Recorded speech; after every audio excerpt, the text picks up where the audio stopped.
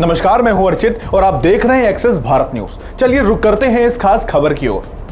जब दुनिया संकट में होती है, जब बड़े बड़े विकसित देश अपने हाथ खींच लेते हैं, तब एक देश खड़ा होता है जो न केवल अपनी बल्कि पूरी मानवता की चिंता करता है। आरएसएस प्रमुख मोहन भागवत ने आज मर्यादा महोत्सव के मंच से भारत की इसी अजय शक्ति और उदारता का उद्घोष किया। आखिर क्यों भागवत ने कहा कि भारत ही दुनिया का असली रक्षक है।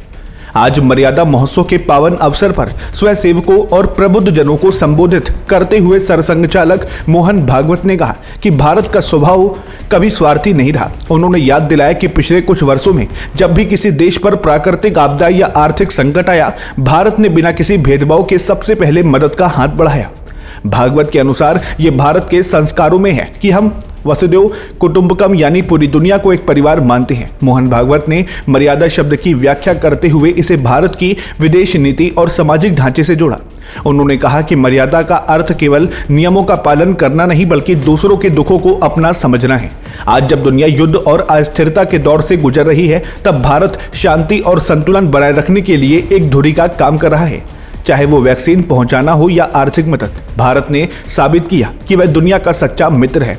संबोधन के दौरान उन्होंने आंतरिक एकता पर भी जोर दिया। भागवत ने कहा कि अगर हमें दुनिया की चिंता करनी है तो पहले हमें खुद को मर्यादा में रहकर शक्तिशाली बनाना होगा। जब भारत के नागरिक अनुशासित और एकजुट होंगे, तभी हमारा राष्ट्र दुनिया के संकटों को हरने की क्षमता रखेगा।